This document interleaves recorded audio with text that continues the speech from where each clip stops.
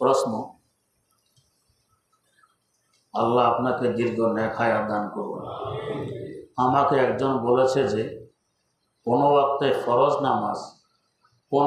ফরজ নামাজ কত রাকাত, এই সম্পর্কে স্পষ্ট কোনো হাদিস উল্লেখ নেই। এই কথাটি সঠিক কিনা? তার এই কথা যদি সঠিক না হয় তাহলে ফরজ নামাজের রাকাত আমরা কিভাবে পেয়েছি? আর যদি সঠিক না হয় তাহলে এই সম্পর্কের হাদিসগুলো কোন কিতাব এবং কত নম্বর হাদিসে আছে দয়া করে জানাবেন। উত্তর, এই কথাটি 100% মিথ্যা কথা। কোন নামাজ কত রাকাত সব সহিহ হাদিসে, মুতাওয়াতির হাদিসে বর্ণিত। হাদিসের যে কোনো কিতাব খুলে দেখবেন, সব কিতাবে কোন নামাজ কত রাকাত, কোন নফল কত রাকাত, কোন ওয়াজিব কত রাকাত, কোন ফরজ কত রাকাত সব উল্লেখ আছে। হাদিসে উল্লেখ নেই যারা বলে এটা একেবারে মিথ্যা কথা। প্রশ্ন, বেহেশতি জোহরের নামাজ অধ্যায়ের নিম্নের মাসলা যদি একটু বুঝিয়ে বলতেন। মাসলাটি হলো, সূর্য উদয়, সূর্য অস্ত এবং ঠিক দ্বিপ্রহর এই 3 সময়ে কোনো নামাজই দুরুস্ত নহে। তাহার নফল হোক, কাজা হোক, তেলাওয়াতের সেজদা বা জানাজার নামাজ হোক। কিন্তু সেই দিনের আসরের নামাজ না পড়ে থাকলে সূর্য অস্ত যাওয়ার সময়ও পড়ে নিবে। অনুরূপ সূর্য অস্ত যাওয়ার সময় জানাজা উপস্থিত হলে কিংবা আয়াতে সেজদা তেলাওয়াত করলে জানাজার নামাজ এবং তেলাওয়াতের সেজদা আদায় করে দিবে। না বুঝের তো কিছু নেই। এই 3 ওয়াক্ত নামাজ পড়া জায়েজ নেই, নিষেধ। তবে আসর নামাজ পড়তে পারেনি, সূর্য ডুবা আরম্ভ হয়ে গেছে, এখন এই নামাজটা পড়তে হবে। কারণ না পড়লে মাগরিবি পড়ে নিলে এরপরে আসর পড়ে মাগরিবটা নষ্ট হয়ে যাবে। তাই আগে মাগরিব পড়ে নিব, আসর পড়ে নিব, তারপরেই মাগরিব পড়ব।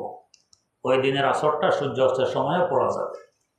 তেমনিভাবে জানাজা এসে গেছে, এই সময়ও দুপুরে হোক, সূর্য উদিত হওয়ার সময় হোক, অস্ত যাওয়ার সময় হোক, জানাজাও পড়া যাবে। কিন্তু আগে এসে বসে আছে ওই সময় পড়বো, এটা বৈধ নয়। অথবা পরে আসবে, জবরদস্তি নিয়ে আসবে, এরকম নয়। ওই সময় এসে গেলে জানাজা ওই সময় পড়লে নাজায়েজ হবে না। তেমনিভাবে সেজদার আয়াত যদি ওই সময় তেলাওয়াত করে সাথে সাথে সেজদা দেওয়া, এটাও অবৈধ নয়, দিতে পারবেন। প্রশ্ন, আমি যখন ঘরে নামাজ পড়ি এবং আশপাশে কেউ থাকে না, তখন নামাজের কেরাত ও তাসবিহ একটু জোরে পড়ি, আমার এরকম করা কি ঠিক হচ্ছে? উত্তর, যেই নামাজগুলোর কেরাত আস্তে পড়তে হয় এগুলো আস্তে পড়াও ওয়াজিব। জোরে পড়লে ওয়াজিব তরফের গুনাহ হবে, মাকরুহে তাহরিমের গুনাহ হবে, এটা জোরে পড়া যাবে না। আর তাসবিহ তাহলে সর্বাবস্থায় আস্তে পড়া ওয়াজিব, এগুলো আস্তে পড়া লাগবে। শুধু নিজ কানে শুনতে পাই এই পরিমাণ জোরে পড়া যাবে, এর থেকে অতিরিক্ত নয়। প্রশ্ন, আমরা বয়ানের শুরুতে যে দুরূদ শরীফ পড়ি, দুরুদে ইব্রাহিম, সাথে সাইয়্যিদানা যুক্ত করে, এটাকে ভিন্ন দুরূদ শরীফ নাকি এটা দুরুদে ইব্রাহিম? সাইয়্যিদানা যোগ করলে এটা দুরুদে ইব্রাহিম। কারণ হাদিস শরীফে রাসূল আকরাম সাল্লাল্লাহু আলাইহি ওয়াসাল্লাম বর্ণনা করেন, আনা সাইয়্যিদু হুলদে আদম ওয়ালা ফখরা, আমি আদম সম্প্রদায়ের সাইয়্যিদ, সর্দার। হুজুরের ওই কথাকে আমরা স্বীকার করি। দুরূদ শরীফে সাইয়্যিদানা, হ্যাঁ ঠিকই, আপনি আমাদের সর্দার। এইটা দুরূদ শরীফে বানানো ফতোয়ায়ে শামিতে লিখেছে উত্তম। প্রশ্ন, দুরুদে ইব্রাহিমে আমরা আল্লাহ পাকের কাছে দোয়া করি, হে আল্লাহ, হযরত মুহাম্মদ সাল্লাল্লাহু আলাইহি ওয়াসাল্লাম এবং মুহাম্মদ সাল্লাল্লাহু আলাইহি সাল্লামের আওলাদগণের উপর খাস রহমত নাজিল করো, যেমন ইব্রাহিম আলাইহিস সালাম এবং ইব্রাহিম আলাইহিস সালামের আওলাদগণের উপর খাস রহমত নাজিল করেছ।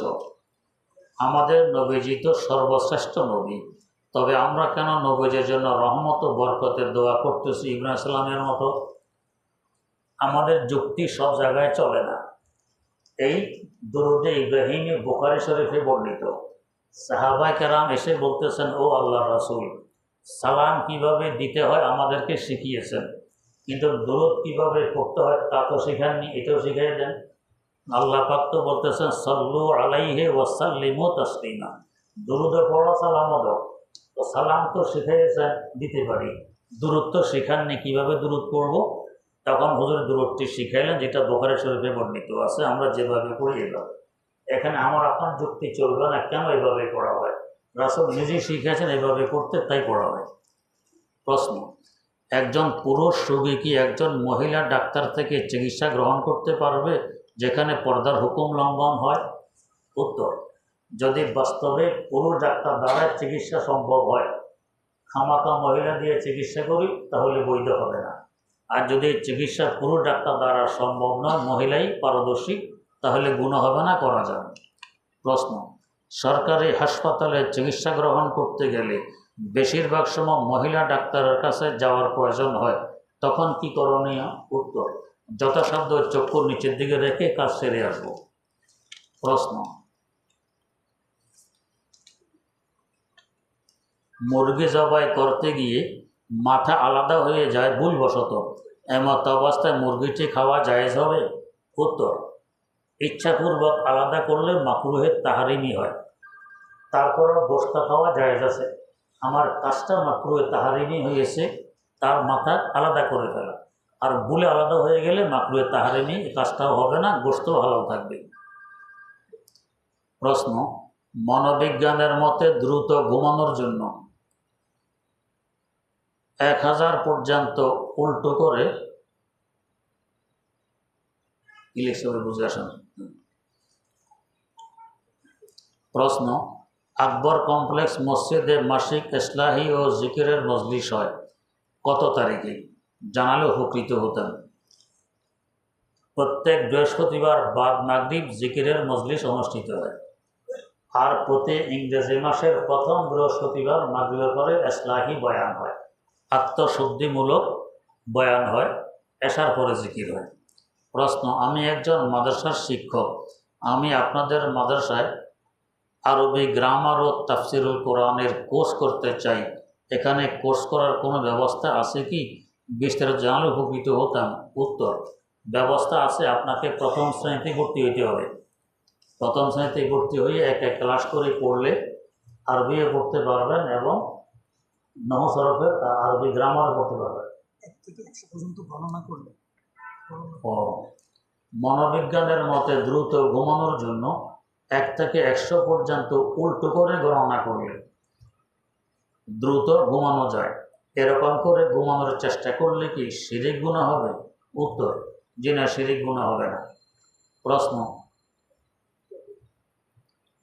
আপনার কাছে প্রশ্নপত্রের নাম ঠিকানা না থাকলে প্রশ্ন কি পৌঁছে না? জি না, পৌঁছে না। তা বলা আছে নাম ঠিকানা সহকারে প্রশ্ন দিবেন।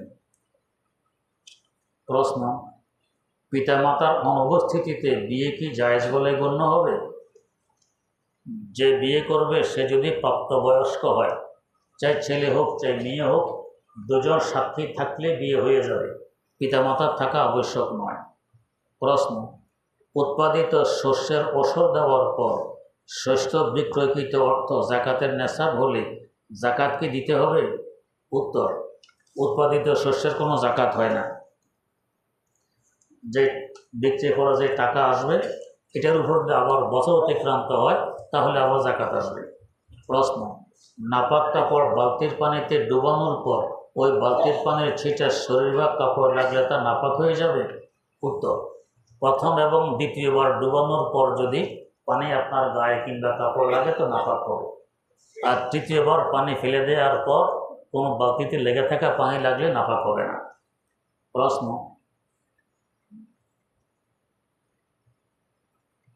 একজনের আম্মার চোখ অপারেশন হবে, সকলের কাছে দোয়া করতে, আল্লাহ ওনাকে সুস্থ করবে। প্রশ্ন, আমার মাদ্রাসায় একজন শিক্ষক বলেছেন সকল কাজ আল্লাহ থেকে ফয়সালা হয় না, গুনাহের কাজ শয়তান থেকে ফয়সালা হয়। সে আরও বলে যদি সকল কাজ আল্লাহ থেকে ফয়সালা হয় তবে আল্লাহ স্বয়ং গুনাহগার, নাউজুবিল্লাহ, কারণ গুনাহের কাজ তার দ্বারা ফয়সালা হয়েছে। তার এ কথার কারণে কি ঈমান আছে? উল্লেখ্য, শিক্ষকটি তাবিজ ইত্যাদির কবিরাজ, যা এটা ভিন্ন কথা। একটা হলো মাসিয়ত সৃষ্টি করা, আর একটা হলো মাসিয়ত করা, দুইটা দুই জিনিস। যেমন ধরুন আপনি বিষের কারখানা দিয়েছেন, বিষ বানান, বিষ ক্ষেত খামারে ব্যবহার হবে, তেলাপোকা পিপিলিকা ইত্যাদি মারার জন্য ব্যবহার হবে, বৈধ না অবৈধ? বৈধ। একজনে খরিদ করে নিয়ে খেয়ে মারা গেছে, গুনাহ আপনার হবে না, যে খেয়েছে তার হবে, যে খেয়েছে তার হবে। তো প্রত্যেক সৃষ্টির পিছনে যুক্তি আছে, গুনাহ সৃষ্টি পিছনে যুক্তি আছে। করলে আমি অপরাধী হব, যিনি সৃষ্টি করছেন তিনি হবেন না। যেমন বিষ আপনি তৈরি করেছেন, আরেকজনে খেয়ে মারা গেলে আপনি অপরাধী হবেন না, যে মারা গেছে সে অপরাধী হবে। তো আল্লাহ রাব্বুল আলামিন সম্পর্কে এ ধরনের বলা এটা বৈধ নয়। আল্লাহ পাক সহি বোঝার তৌফিক দান করুন। ইমাম পরিষদের পক্ষ থেকে একটি কাগজ এসেছে, এর মধ্যে সবাই সিগনেচার করলে সওয়াব হবে ইনশাআল্লাহ। সিগনেচার করবেন যথাসাধ্য। ও ভাই, আজকে জুমার সময় আমরা আমাদের মসজিদের এই ছাদ হলো মূল মসজিদের ছাদ, এখানেই নামাজ হবে বেশি। এই ছাদে এখন খরচ হবে প্রায় ১.৫ কোটি টাকা, ১,২৫,০০,০০০ টাকা এই ছাদে খরচ হবে। ৫৪ টনের মতো শুধু রড লাগতেছে এই ছাদে। এরপরে বালি, কংকর, সিমেন্ট, ওয়ার্কার খরচ ইত্যাদি ইত্যাদি, মোট ১.৫ কোটি টাকা শুধু এক ফ্লোরে খরচ হবে। আর একটা ফ্লোর তৈরি করতে প্রায় ৬ কোটি টাকার মতো খরচ হবে। মোট মসজিদের খরচ দাঁড়াবে অন্তত ৬৬ কোটি টাকায়। তো যাই হোক,